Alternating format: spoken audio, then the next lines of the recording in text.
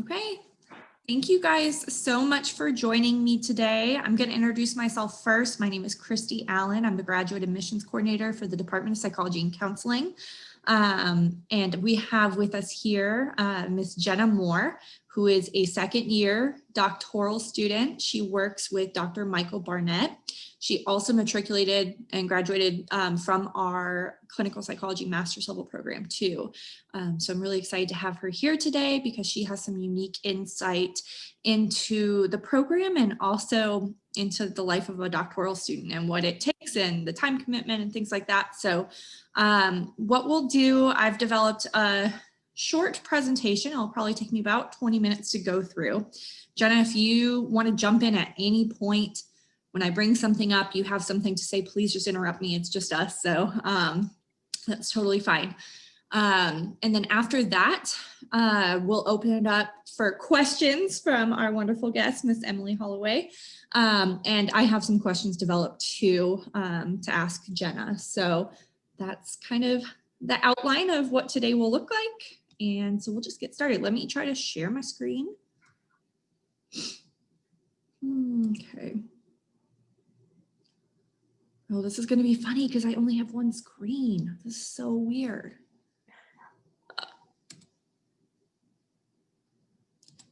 Okay.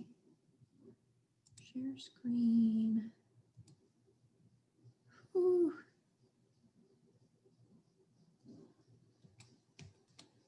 Wow, luckily I can edit videos, right? Oh man, show all windows. Okay, it's just because I have so many windows open. That's why. Silly me.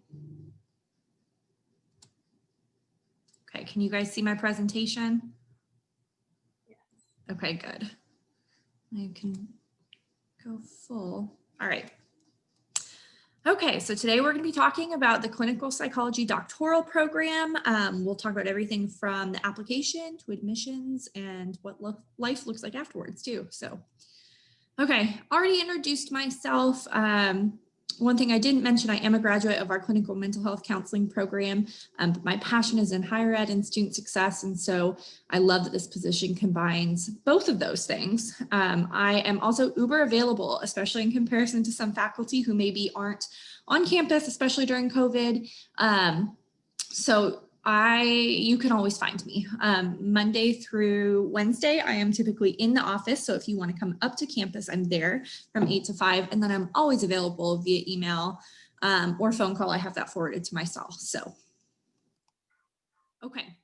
So the main point I want to cover in terms of the program emphasis is the fact that this is a scientist practitioner model, meaning that it was developed in such a way to prepare students to become qualified mental health professionals and practitioners, and also academic researchers. So it has that dual focus. You will find doctoral programs out there that exist that do just one of those things. We pride ourselves in doing both. We also have 3 tracks involved in the program, and these tracks were designed to be responsive to both regional and national needs. So we have a veterans and active duty military mental health track, we have a rural mental health track, and we have a geriatric mental health track. And Jenna, your emphasis is like geriatric, right? Geriatric, but also keep in mind that whenever you choose our campus, we are in a rural area as well. So you have that unique experience. Yes. And there are plenty of electives to choose from to where you can get rural and geriatric. And there's so many opportunities. I could go on and on. Yeah, they definitely don't exist in silo. And actually students will complete practicums with all of these underserved populations. That will be an emphasis for all the practicums. So I also want to mention that this is an apprenticeship program, meaning that when you apply for the doctoral program, you are applying to work with a specific faculty member. This is key, and probably from an admissions perspective, the #1 thing that even very qualified applicants will overlook is that they need to communicate who it is that they want to work with based on their research experiences and future interests. So we have 6 core clinical psychology faculty members. I listed them right there. So together, if admitted to the program, you work very closely with your faculty mentor to kind of craft an academic research agenda that will guide you throughout your career. So I will touch on how and when to best indicate who it is your desired faculty mentor is a little bit later on. APA accreditation. This is an important question that I get from lots of prospective students. Glad that they ask this. It can sometimes be unnerving because we say we are not yet APA accredited, but that's because we're in our infancy. We're brand new. We're only accepting our third cohort for fall of 2021. So we are in the exact same boat as any other new program would be. We are on track to apply for contingent accreditation. We can't do that until our first group of students is in practicum. So Dr. Combs said that that will be summer or fall. But we have every bit of confidence that this pursuit will be successful. But of course, I like to say that we don't know anything until everything's official. So that's where we are. Okay, I'm going to give you a quick rundown of what the application process looks like. First and foremost, you have to apply to the graduate school. There is a $50 application fee associated with that application.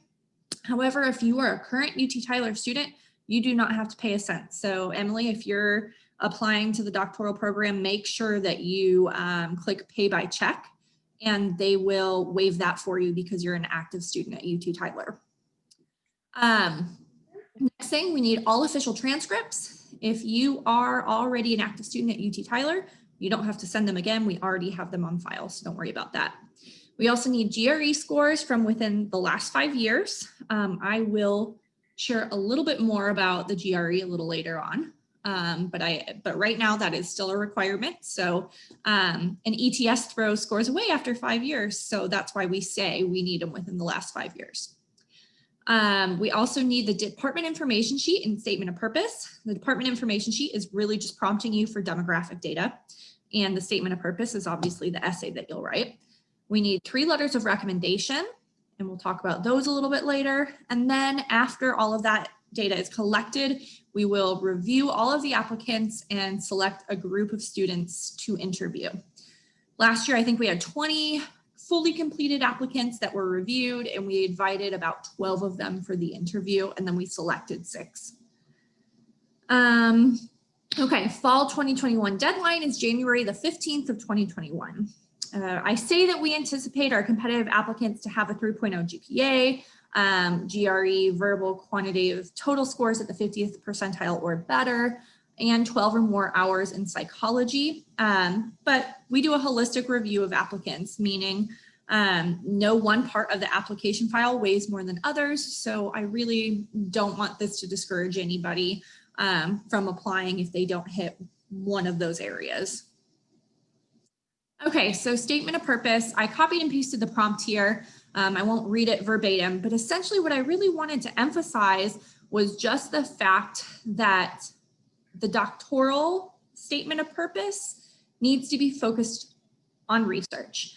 For the master's level program, we ask for a little bit more context in terms of like what pulls somebody to become a helping professional, why they were drawn to this particular program. For the doctoral program, you need to talk about what you've done in terms of research, what you want to do in terms of research, and who you want to do it with. So that needs to be the absolute focal point. Go ahead, Jenna. That's a really big thing. You know, you're committing about, depending on if you're transferring, about 4 to 5 years of your life. You're committing and you're dedicating that not only to UT Tyler, but you're working closely under the professor that you best align with. So you want to make sure that your research interest is aligned with theirs. They're not going to change their entire interest just because you're interested in something. So make sure that it's somebody that you're really passionate about and you're passionate about their work. And whenever you're writing your statement of purpose, make sure that that comes across so that they're like, you know what, this is the person that I really want to talk to more. And that way you get that interview and you get your chance to show, hey, you know, I really want to do this with you and become a team, because that's what it really is. They take you under their wing and they show you, you know, the whole entire research world and what it is to be a psychologist. And you want to make sure that you pick somebody that goes in line with your research interest, and that should come across in your statement of purpose. Yeah, absolutely. Thank you, Jenna. That was perfectly stated. And hi, Emily. We're just going through the presentation and then we're going to open it up for some questions. Okay, so I also want to say that obviously the statement of purpose is where you're going to have to clearly denote who it is you intend to work with. You can name more than one. I typically say don't go more than two. And that's because a lot of our faculty's research interests overlap. So you may be able to make a strong argument for two, but anything more than that, you're grasping at straws and just trying to get accepted, and that doesn't make any sense. Okay, so who should you apply to work with? This is going to take careful research and contemplation on your part. The best way to do that is to read the work that is being done by our faculty members. So I have linked here just our faculty research page. It includes their CVs and their bios. Like I mentioned, it's okay to develop one or two people, or to identify one or two people, but anything more than that is excessive. And it doesn't have to be an absolute perfect research match, but your mentor has to be able to read your essay and say, okay, with the work I'm doing in this area and their interest in this area, like we make a really good team together. Yes, so that's super important. Go ahead, yeah. Sorry, another good place to look for recent publications and work done by some of your professors is ResearchGate. You know, definitely kind of investigate what's going on currently in their labs to see if you like their work. Yeah, that's a great tip. Thank you. So the statement of purpose should not exceed 3 pages in length. I also say don't undercut either. You're not going to be able to effectively share why it is you want to work with a certain person in a page. The faculty reviewers are looking for both content and the quality of your writing. Remember that their goal is to develop academic researchers. So you're going to be doing a lot of writing throughout your time in the program and in your career. So they want to know that you can shine in that area. Again, like I mentioned already, the statement of purpose for the PhD program has to be research focused. I say this for master's level applicants too. There's a fine line between sharing why it is you're called to do something and oversharing, and you absolutely do not want to cross that, especially in the doctoral level application, when you really need to be focused on that academic piece. Our faculty members have shared that they would be uncomfortable accepting students who don't have any experience in research. You need to be able to share which parts of the research process you've been a part of. So is that data collection? Is that manuscript preparation? Is that statistical analyses? You need to be able to label all of those different hats that you've worn so that they know that they're not starting from scratch with somebody. I also mentioned here that if you do have a CV that you'd like to include in your application, we currently don't require that for admission. But if you want to include that, you can attach that to your statement of purpose and submit that. That's totally fine and welcome. Letters of recommendation. Jenna, do you have anything else to say about the statement of purpose before I move on? No, that was great. Okay. Letters of recommendation. So we say that we want them all to be academic in nature, although I do recommend part of our PhD prep series, we actually did this presentation with Dr. Sass and Dr. Combs too, and they had some really great things to say about that, especially because one of our attendees had been out of school for a really long time and they were worried about that. And they gave some good advice in terms of if you have been out of school for a long time, an option would be to have somebody who has, the same credentials as what you're trying to acquire. So a psychologist that maybe you've worked with in some type of a clinical capacity, write a letter of recommendation for you. But they do want to hear from your professors, your faculty members, because they want to know about your academic potential. That's very important to them. So yes, don't use your boss at Aeropostale, I don't know. I thought about where I got my first job at. You're going to want to use somebody who knows that you have the ability to be a good student and a good academic researcher. So best practice in asking for letters of recommendation, a lot of this is common sense, but you want to ask them first. The way we set up our letters of recommendation is we just prompt you for the names and contact information for those recommenders. And you have to know that as soon as you submit that, we're going to be like, we have an auto response that will go to them. So do not fill that out until you've asked all of your recommenders to be a reference for you. You also very kindly want to let them know what the deadline is for the program. You'll also want to send them a copy of your CV or resume because you need to provide them with some context. They might know you in this very small role that you've played, whether it be you were in their class or you worked on a research project with them, but they don't know all the other things you've done as well. So you need to provide them with a clear picture of that. Also, guide them as to what it is you want emphasized in your letter. Remind them, hey, we worked on this project together. We submitted it to this conference. Provide them with as much detail as you possibly can to make it as easy for them as possible. This will allow them to write a glowing letter for you. And then I say follow up and offer gentle reminders because they probably have a number of people who are reaching out to them for letters of reference. So yeah. Anything else, Jenna, about letters of references? Make sure whenever you're talking to somebody that's going to be writing a letter for you, I would definitely advise sitting down and, having that open conversation. Make sure that they know why it is you're wanting to go for your PhD, what you're going to use it for. Give them some more details. That way, whenever they're writing their letter, they can more tailor it to your strengths in that area and why you need to further your education in this way. And also make sure that if you're asking somebody for a letter of recommendation, that it's going to be a good one, that it's going to be a positive one and one that's going to reflect positively on why you should be there. And if you think that there might be a gray area of, I messed up in this way, let me address this, I would go ahead and make sure that that's not something that would happen. Yeah, that's great advice. Okay, quick note about the GRE. And after my presentation with Dr. Sass and Dr. Combs, I feel more comfortable saying this. Our faculty are actively trying to get rid of the GRE requirement for both of our programs. They don't believe it's a good indicator of whether or not a student is going to be successful. I say this with a contingency, and Emily, I don't know if either of you are applying for fall of 2021, but if you are, this is still a requirement. And that's more or less because we can't just wave a wand and get rid of a requirement. We have to go through like a curriculum process to do so.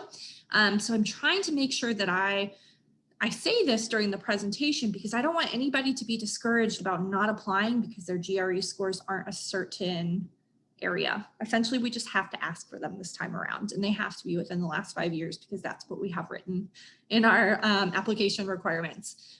But go ahead. Oh yeah, go ahead. Do we have to retake that, or can we just like submit the scores that we used? Yeah, and it's been within 5 years, right? Yeah, no, yeah, you do not need to retake it. Don't retake it. Don't retake it. Yeah, just keep what you have. Yeah, so that's something about this. I again emphasize the holistic review. The GRE is no longer what the faculty view to be as like that important piece of whether or not somebody should get a PhD in clinical psychology. So, okay, so I submitted my application. Now what? All application materials are due by January the 15th. That's a hard deadline. We need everything in by then. Faculty review will occur over the next 3 weeks, and interviews will be done virtually via Zoom in mid to late February, sometime around that. The offers will be made directly by our faculty mentors, so they will call you and say, hey, I want to work with you. And their offers will come with a letter that includes the full disclosure of financial assistance. So that way, if you're applying to other programs and getting other offers, you're able to make a real sound decision based on all the information in front of you. You will be expected to accept or deny your offer of admission by April the 15th, and that's just like an APA thing. So speaking of financial assistance, it's what everybody wants to know. So we do offer, this is the only program at UT Tyler that comes with this type of financial assistance.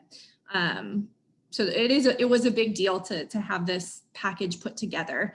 It ends up being about $24,600 each academic year. You get a $17,000 teaching/research assistantship stipend, $2,000 graduate school scholarship, and then you have a 50% tuition waiver as well. I say that this is anticipated because our tuition fees do fluctuate from year to year. So it's going to look a little different each year. But yes. Transfer credit. Okay, so this is actually relevant to you guys because you guys are both current active students in the master's level program.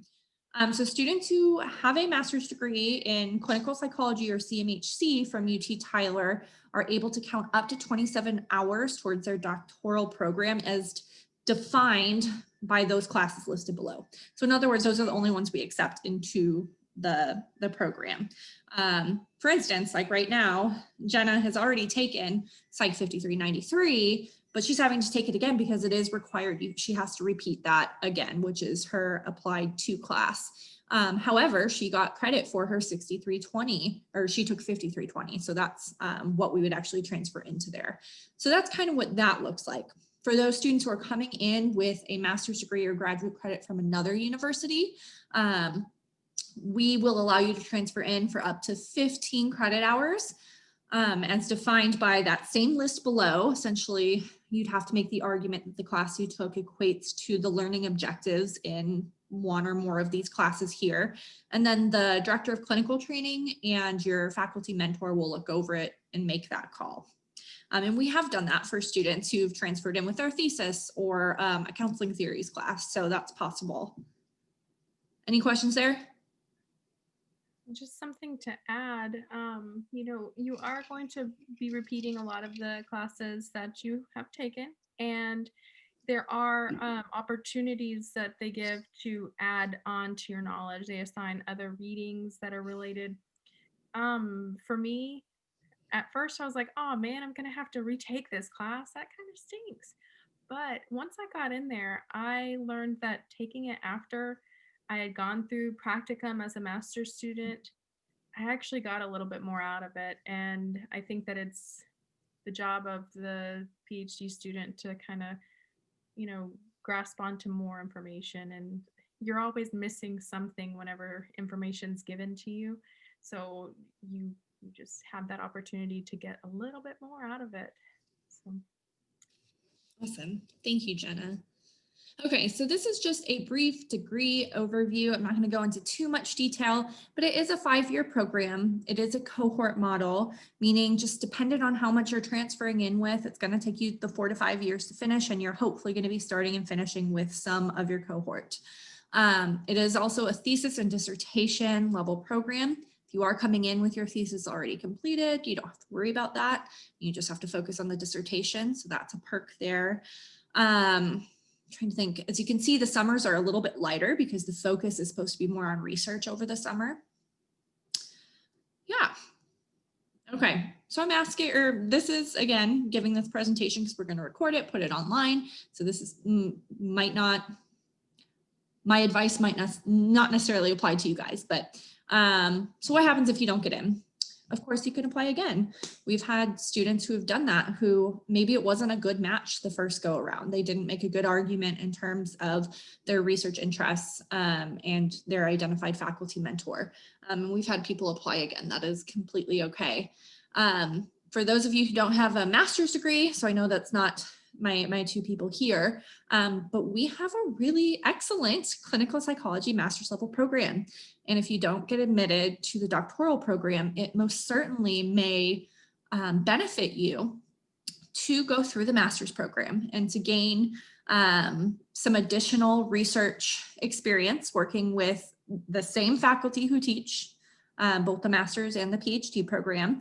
It might also give you the opportunity to realize, hey, I really love the applied aspect of this. I love the therapy aspect of this. And maybe you end up not even needing a PhD to do what it is you want to do, because you want to serve primarily in a therapeutic setting and you don't care as much about the research as you thought you did.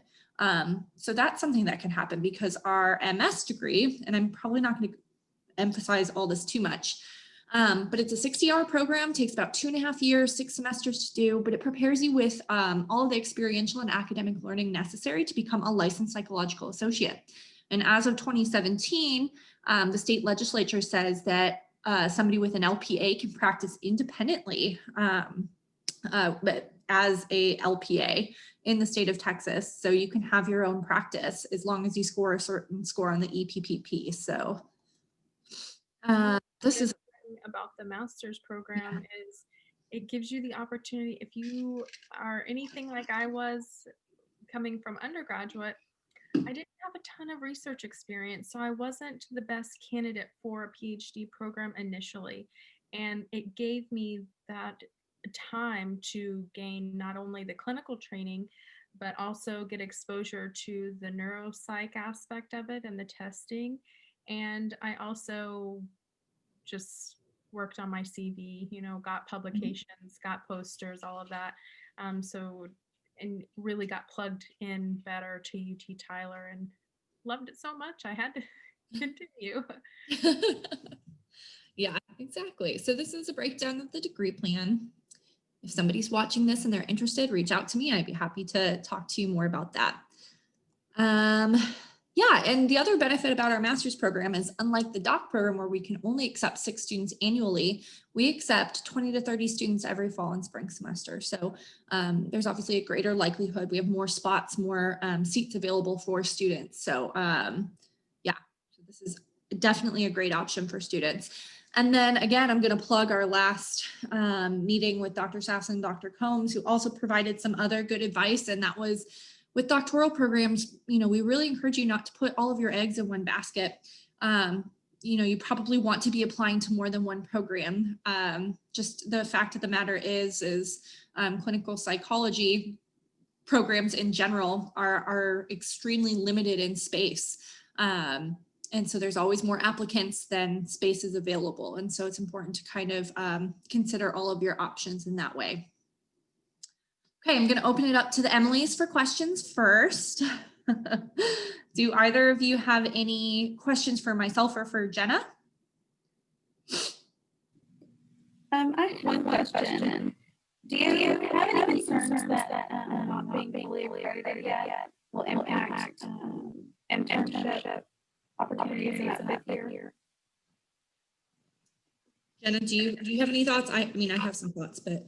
So as far as you were talking about the accreditation for internship. So I've done a lot of research on that because that was a big worry of mine, honestly. I don't foresee that there would be any hiccups by the time, after you're applying. It would be a problem, but, they're looking at trying to make connections here in Tyler. They're looking at trying to bridge with UT Health East, I believe it is, and maybe have some connections for internship there, just developing that relationship. So they are working on developing relationships with some sites. UT Tyler is really well known as far as practicum goes. Whenever you're looking at practicum in the master's program, so our master's program has really set a good standard. So we are on the map. People know who UT Tyler is just because we're a new program. As far as getting through the APIC situation there, as long as your program is pre-accredited, so like they've done accreditation. Yeah. That's the type of thing. Yep. And so which we anticipate, I mean, we are on track to have by the time our students are ready to do internships. So yes, yeah, that's kind of where I'm coming from is we're on track. We haven't missed anything yet. And so, yeah, I don't anticipate us having or our students having any issues getting linked up with good internships. Yeah, that was a good question though. Thank you. Anybody else? Oh, were these recordings going to be? I kind of hopped in late because the link. That's didn't work. okay. That's a very good question. Right now we're kind of email blasting them, but I am going to put a home for them on our website somewhere. Okay, well, I have a couple questions for Jenna, and this might jog some questions from you guys as well. Again, thank you so much for being here with us, Jenna. You offer such a unique perspective.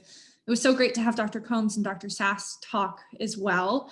But I feel like you can actually speak to what it's like for a student who has the honor of being part of this program. So you were part of our first cohort, which is awesome. I mentioned that you work with Dr. Barnett. So if I recall correctly, you had worked with Dr. Barnett while you were a master's level student too. And I want to say we were at UNT too? I was at UNT. And then that's whenever I met Dr. Barnett. And he basically gave me the reality check of you don't have enough research. You're not going to get in anywhere. You're not a good candidate. And as hard as that was to hear, it was probably the best advice that I was given, because that's what led me to really pursue this even further and commit 2 more years as a master's student and to really get plugged into research. So. Awesome. And so can you tell us a little bit about what your specific research area and interests are and what they like, have they evolved since you applied to the program? Sure. So it has evolved a little bit. Whenever I first started, I was more interested just in like the social aspect of psychology. And Dr. Barnett, his interest changed, and we went more in the direction of, geropsychology. And it was more of like end of life planning and how stuff with end of life. And we did surveys and all of that. And then he got the great opportunity. He applied to UT Tyler, where there is the MARC, the Memory Assessment and Research Center. And the MARC does free neuropsych testing for the community. And whenever he came over, I was getting ready to graduate, but that's whenever I really saw my interest change to more of the neuropsych aspect, and just seeing the testing and how helpful it was and how much there is an extreme need for testing. And then my research as a doctoral student interest changed more into the line of rapport. So it's more of the clinical side of neuropsychology, but yes, just looking at rapport and neuropsych testing and how that impacts test scores, like building rapport and the different impairments, and how getting a look at all of that. Awesome. That's really cool. What does your typical week look like? Like, I'm trying to gauge what the time commitment a student who is admitted can anticipate. So for each student, depending on who your professor is, your time commitment could be completely different. Because your professor that you're applying to is going to tell you what you have to do each week, what your deadlines are going to be different in each one of our labs. So that aspect will change a little bit. Now for me, personally, I commute. I don't advise that, but it is possible. It is possible. I know that a couple of other students do it as well. I commute, and I am out there 2 to 3 times per week. But I'm not just working 2 to 3 times per week. This is more than a full-time job as far as personal time commitment. Remember, the requirement is only 19.5 hours. But you will have personal projects, and you will have class, and you will have all sorts of other things that will push you to sometimes over 40 hours a week of your personal time, not it's more of like a personal commitment. It's not something that is required, if that makes sense. The requirement, they stick pretty true to the 19.5 hours, and you can pretty well expect that every week. But that's outside of your class time and things That's like outside. That's the outside of the class time. Now, sometimes they fluctuate a little bit. that. So some weeks you might have a project coming up and you're going to spend a ton more time outside of classwork. And then there's going to be somewhere times that it's a little bit less, but it always kind of equates out, if that makes sense. Mhm. Now for classwork, that takes a lot of time. It takes quite a bit of time. You have to study. They really, you think that you're just retaking these classes that you've already taken. No, you're not. They add quite a few more readings. And sometimes for me, I get carried away and start looking at other things and how it applies to me. And oh, what about thesis and dissertation? Would this be a good area? And that takes a lot of thought and preparation too. So it takes a lot of time. That being said, personally, I have a family. I have a very young family. So I have a 2-year-old, and I'm able to do that. UT Tyler, as far as whenever I was applying, that's the most family friendly environment I have ever been in. Other universities have not been as friendly as far as that aspect goes, but UT Tyler, they respect and honor family, and that was a big thing for me. Did that answer the question about the time commitment? Yeah, definitely. It's never concrete. I can't give you No, like yeah. an hour by hour thing of my schedule, but it also depends on that professor. So I encourage whenever you're applying, if you're sitting down and talking to them, Mhm. you'll also talk to the doc students on interview day. So be sure to ask the doc students, what is your schedule like? Like just lay it out and Yeah. we will tell you. Yeah, absolutely. So my next question, I know we touched a little bit on what that financial assistance looks like, but I'm thinking about some of my most frequently asked questions from students is, how does it work? How does it end up looking for you? I can tell you, you two, and then anybody who's watching this, that, our program does require that you sign an agreement saying you won't accept any other outside employment, except for the research assistantship that is allotted to you via your admission to the program. So what does it look like for you? Well, for me, I do have a family, so it's been, we're tighter. We're a little bit tighter, but I've always made school, like for me personally, I've made school my job throughout this entire time. So I got a little bit extra, being there was a stipend, but I know several people are working during their undergrad or master's and will not have that. I Yeah. do have outside support, so it's a little bit different in my Right. case. And we prepared for that and everything. But it's a lot Yeah, less than I would have been making as a master's level clinician. right. Yeah, and we have a mixed bag of students in the program, some with families. We have some that kind of have matriculated straight through from their undergrad and things like that. We have some that had some really amazing careers before shifting to this. And so that it looks different for everybody, but I think more than anything, what, Jenna was able to kind of communicate is that it's a commitment. It's a 4 to 5 year commitment, and making it work. So yeah. I know a colleague or another member of my cohort, they had to just sit down and budget to see if it was realistic. And that's what it comes down to is, will it work for you? I told you about how much it costs per month.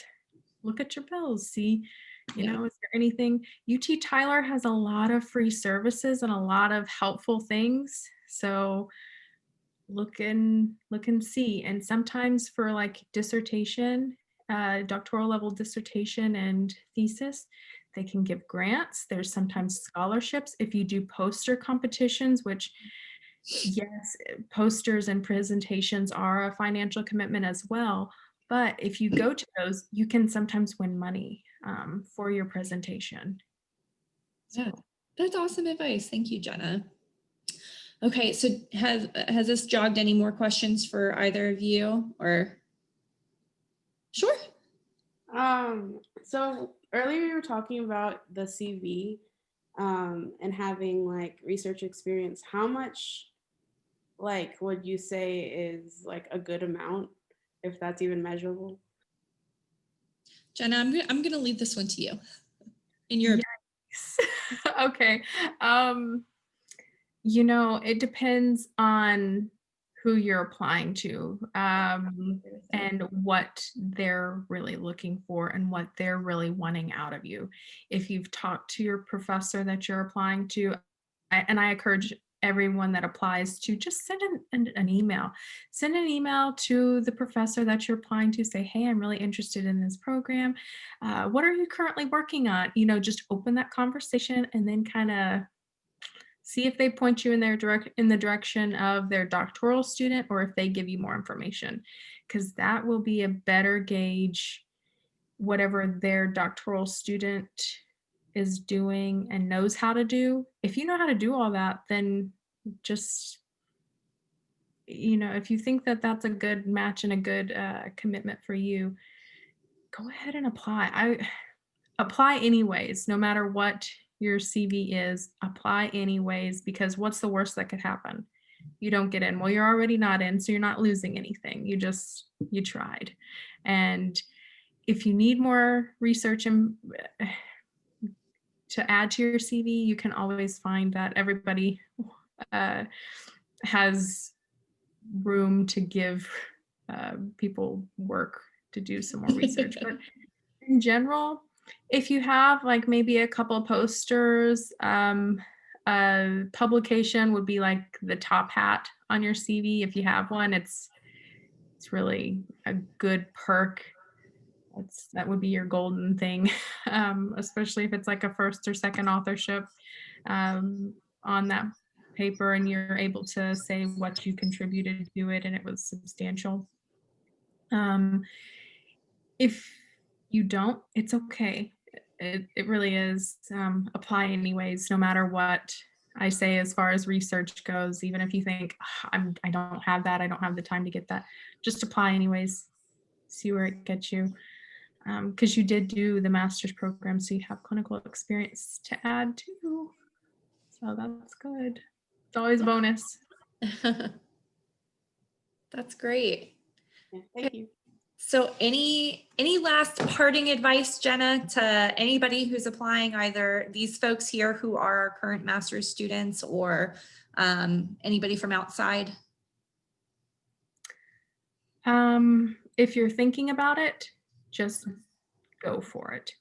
Go for it, because I mean, I was thinking about it too. I considered potentially waiting another year because I didn't know if my GRE scores were high enough. I didn't know, was I going to get in? There was all these nerves that came up whenever it came down to application time. Am I going to get the interview? Am I going to be okay during the interview? Will they like me? I did happen to know my professor and have that relationship, but there were other candidates. And in my mind, I didn't know what was on that candidate's CV. I didn't know if I would measure up. Well, just go for it, because you can definitely do it. And if you will put the time into it and you want to make that 4 to 5 year commitment, if you think it's worth it, go for it. I definitely feel like from the master's program to the PhD program, I am more prepared now than I was then to go in and be a clinician. And I still have a couple of applied courses to go. And I'm really looking forward to doing that again, because the master's program was a wonderful, wonderful preparation and prepared me to be a really excellent master's level clinician. But I knew that I wanted the PhD. I did my prac at Terrell State Hospital, so worked with rural veterans, geriatrics, so all of our specialties that are majors. I can't remember how they word that, Pracs, but yeah. so I worked with them, and it was a realization whenever I was in practicum that I just wanted more. I wanted more. I wanted to know more. I wanted to be the best clinician possible coming out of school. And I knew to do that, I needed some more time and mentorship, and that your mentors keep a close eye on you and keep close checks, and they're always there for advice and guidance. And personally, I felt like I needed that and I wanted it. So here we are. Well, thank you so much. All of you, Jenna, thank you so much. Obviously, I know you're so busy, have so much on your plate. Same with you, both Emily's. I know you guys are busy too. Thank you so much for joining us. Really appreciate everyone's time. And remember, I'm here. Reach out to me if you have questions about the process. I'm happy to help any way I can. All right. Thanks, guys. Thank you. Thanks so much. Bye. Take care.